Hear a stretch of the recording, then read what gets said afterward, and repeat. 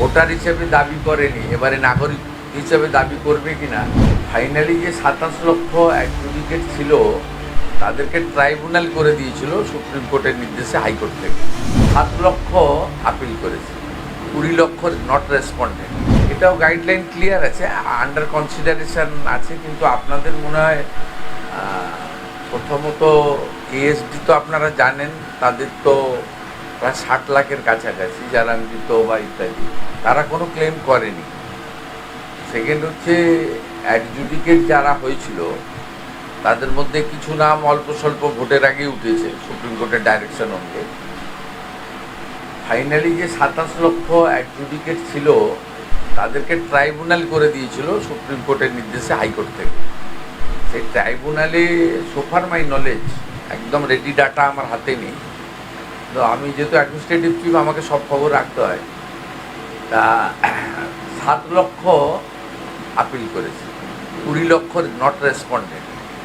তাদের ক্ষেত্রে কি ব্যাপার আছে আমি বলতে পারবো না, এটা দেখতে হবে। তারা নিজেরাই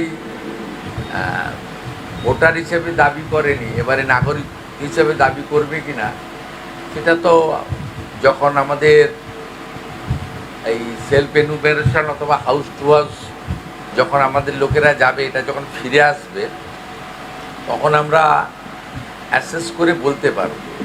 এখনই এটা নিয়ে আমার মনে হয় কোনো কনক্লুশনে না আসাই ঠিক হবে। গ্রামে থাকেন, একদম সুন্দরবনের প্রান্তিক মানুষ যারা এই সম্ভাবনা করতে পারছেন না, তাদের বাড়িতে লোক যাবে।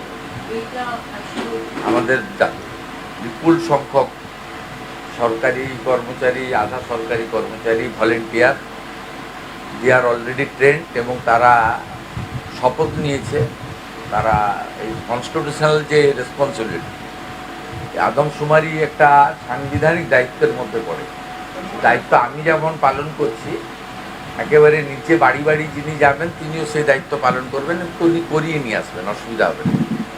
दादा, आज से जो शुरू हुआ है सेंसस की प्रक्रिया, इस प्रक्रिया के दौरान राज्य सरकार ने कोई सा मैकेनिज्म या सिस्टम रखा है जहां पर जो लोग रजिस्टर करेंगे उनके क्रेडेंशियल वेरीफाई किए जाएंगे कि मतलब वो बंगाल के नागरिक है यानी फोर्ज देखिए, डॉक्यूमेंट। राज्य सरकार अलग से कुछ नहीं करेगा।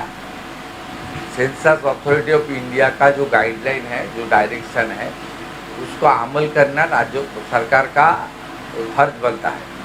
It's a constitutional responsibility, we are performing it as per the direction and guideline frame by the census authority of India. ये पूरा देश में हो रहा है, नॉट ओनली वेस्ट बंगाल, इसलिए वेस्ट बंगाल सरकार अलग से कुछ नहीं करेगा। আর একটা সেটা হচ্ছে আপনি বলার সময় বলছিলেন যে উন্নয়নের সঙ্গে এটা একটা যুক্ত, মানে এই সেন্সাসের সাথে উন্নয়নের সম্পর্কটা কোথায়, মানে কিভাবে, মানে এই যে ভাগ হওয়া। আপনি নাগরিক হলেই তো উন্নয়নের সুযোগ পাবেন। আপনি যদি দেশের নাগরিক না হন, আপনি সোশ্যাল ওয়েলফেয়ার স্কিম থেকে শুরু করে আপনি সব কিছুই, এমপ্লয়মেন্ট থেকে শুরু করে ভ্যাকসিনেশন থেকে শুরু করে, তো ভারতবর্ষে তো নাগরিকদের জন্যই দায়বদ্ধতা কেন্দ্র এবং রাজ্য সরকারের। তাই একটা পরিচ্ছন্ন আদমশুমারি অর্থাৎ নাগরিক তালিকা এলে সরকারেরও পক্ষে কার জন্য কী বিষয় দরকার সেটা পেয়ে যাবে। এবারের ফর্মে আপনি দেখবেন ইন ডিটেলস রয়েছে, যেটা আগের আদমশুমারিগুলোতে অতটা ডিটেলস ছিল না।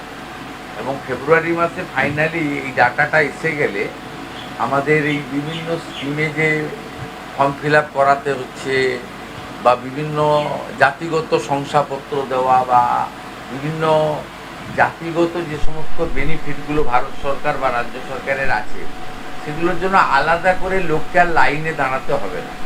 এটা একটা অত্যন্ত পার্মানেন্ট একটা রেকর্ড আমাদের তৈরি হয়ে যাবে, যেটা দিয়ে আমরা আগামী দিনে আমাদের দেশ এবং প্রদেশকে এগিয়ে নিয়ে যেতে পারবো। পশ্চিমবঙ্গ তো অনেকগুলো দেশের সীমান্ত এলাকা এবং মালদা, মুর্শিদাবাদ একাধিক জায়গায় দেখা গিয়েছে যে ম্যাপ, সেখানকার ম্যাপ পরিবর্তন হয়ে গেছে। আপনি বলছিলেন যে প্রথম সরকার ঠিক সময় মতো শুরু করেনি, এটা কত না, এর সঙ্গে ডেমোগ্রাফি চেঞ্জের কোনো সম্পর্ক নেই, ভারতীয় অভারতীয় সম্পর্ক রয়েছে। আপনি যেটা ইঙ্গিত করছেন অনুপ্রবেশকারীদের নিয়ে, এক্ষেত্রে ভারত সরকারের স্ট্যান্ড খুব ক্লিয়ার, এবং যেটা মুখ্যমন্ত্রীরও স্ট্যান্ড খুব ক্লিয়ার, সেটা হচ্ছে দু ধরনের লোক পার্শ্ববর্তী দেশ অর্থাৎ বাংলাদেশ থেকে এখানে এসেছে। একটা অবৈধ অনুপ্রবেশকারী, তারা এই দেশে বা এই রাজ্যে থাকবেন না, প্রক্রিয়ার মধ্য দিয়ে ফেরানো হচ্ছে, সংখ্যাটা কম। আগামী দিনে চিহ্নিত করে তাদেরকে ফেরত পাঠানো হবে সতর্কতার সঙ্গে এবং যাচাই বাছাই করে, যাতে বীরভূমে যে একটি ত্রুটি ঘটেছিল আগের সরকারের সময়ে, পরে দেখবেন ভারতীয় তাকে পাঠিয়ে দেওয়া হয়েছিল বাংলাদেশ। আমাদেরও লক্ষ্য রাখতে হবে যাতে একজনও ভারতীয় যাতে এটার অসুবিধায় না পড়ে। আবার যারা অনুপ্রবেশকারী তাদেরকে যেতে হবে, তারা এখানে থাকবে না, তাদেরকে আমরা খাওয়াতে পারবো না। আরো ভালো ভালো খবর দেখতে সাবস্ক্রাইব করুন বাংলা হান্টের ইউটিউব চ্যানেল।